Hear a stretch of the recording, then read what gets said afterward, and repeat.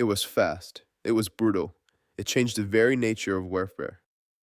In 1939, the world watched in horror as a new kind of war was unleashed, a war that moved like lightning.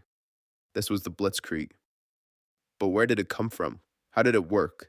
And why did it terrify entire nations into submission? Today we break down the strategy that defined the early years of World War II. To understand Blitzkrieg, we have to look back to World War I. The Great War was a war of attrition. Trenches, mud, barbed wire, and stalemates that cost millions of lives for inches of ground. After the war, Germany was humiliated by the Treaty of Versailles. But deep in military circles, a new idea was forming, one that would make trench warfare obsolete. German officers, like Heinz Guderian, began developing a doctrine of fast mobile warfare using tanks, motorized infantry, and close air support. The goal? Punch a hole in the enemy line, then explode it at lightning speed. This wasn't about fighting fair. It was about shock, speed, and strength. Finding a way to start off strong and perhaps end the battle within little time.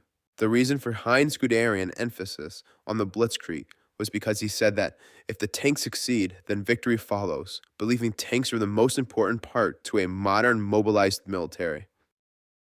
Blitzkrieg wasn't just fast, it was heavily coordinated, making sure every resource played its role perfectly to make one big strike against its opponent.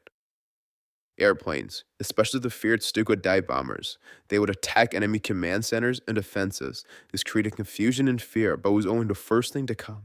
Step 2. Tanks. The Panzer IV would charge the weak points in the enemy lines, bypassing strongholds entirely, as well help take out any opposing dangers to the following troops. Step 3. Motorized infantry. They followed quickly behind the tanks, capturing territory as well as preventing regroupment. Step 4. Encirclement. The enemy would find themselves surrounded before they even realized the main attack had started. It was psychological as much physical. Entire units would surrender without a fight, believing that they were defeated, witnessing the sheer strength of a heavily coordinated group effort and amazing speed. Poland. The first test. On September 1st, 1939, Germany invaded Poland, using the Blitzkrieg for the first time, showing the sheer strength of the offensive German strategy. The Blitzkrieg began with 1.5 million troops, 2,000 tanks, and over 1,000 aircraft. The Polish army was brave, confident, but outdated and overwhelmed. Within days, Polish defenses collapsed. Cities were bombed, civilians fled in panic. The Polish cavalry, still using horses, could not compete with the mechanized German military. On September 17th, the Soviet Union invaded from the east. By early October, Poland was gone. The world had witnessed a terrifying new reality.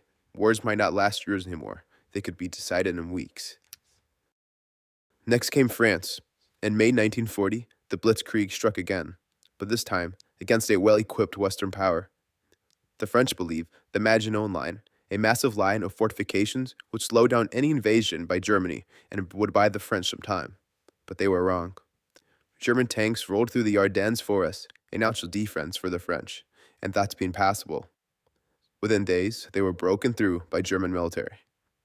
The Germans raced to the English Channel, cutting off and separating British and French forces. Paris fell on June 14th. France surrendered on June 22nd. The world was in shock. A major European power defeated in 6 weeks. The limits of Blitzkrieg.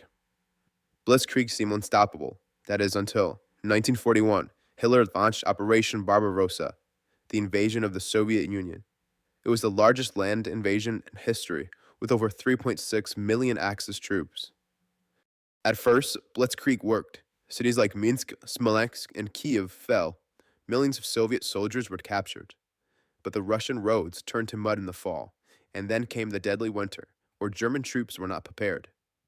German tanks froze, soldiers lacked warm clothing, and the Soviets regrouped. The Blitzkrieg hit a wall. It was powerful, but it needed speed, fuel, and coordination. And without it, it stalled. Before turning east towards the Soviet Union, Hitler tried to knock out Britain, the last major power standing in Western Europe. But this time, Blitzkrieg wasn't about tanks or troops. It was a battle for the skies. In the summer of 1940, Germany launched the Battle of Britain, an all-out air assault designed to cripple the Royal Air Force and clear way for invasion. The Germans had over 2,000 aircraft. The plan was simple: destroy Britain's air defense, and bomb its cities into submission. But Britain had something Germany underestimated: a coordinated air defense system powered by radar. As German bombers flew over the channel, British fighter squadrons met them head-on. The skies turned into a deadly battleground, trails of smoke, burning engines, and parachutes drifting towards the ground. Then came the next phase, the Blitz. Frustrated by the Royal Air Force resistance, Hitler shifted tactics. Instead of bombing airfields, German planes began targeting cities, especially in London. Night after night, the capital set ablaze. Families hid in subway tunnels. Tens of thousands were killed. Entire neighborhoods were destroyed, but Britain did not surrender.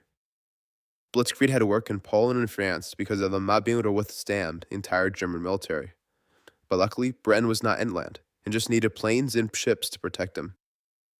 In October 1940, the German Air Force began to pull back. Germany had failed. For the first time in the war, Blitzkrieg had lost. Blitzkrieg is often misunderstood. It wasn't a set playbook, but it was more of set principles: speed, surprise, and concentrated force. Blitzkrieg burned its way into history, a terrifying evolution in warfare. Fast, ruthless, modern, but eventually it was studied and the Allies were able to adapt. Thanks for watching. Please let me know how the video turned out, and what are some things that can be improved to make it more enjoyable for you guys.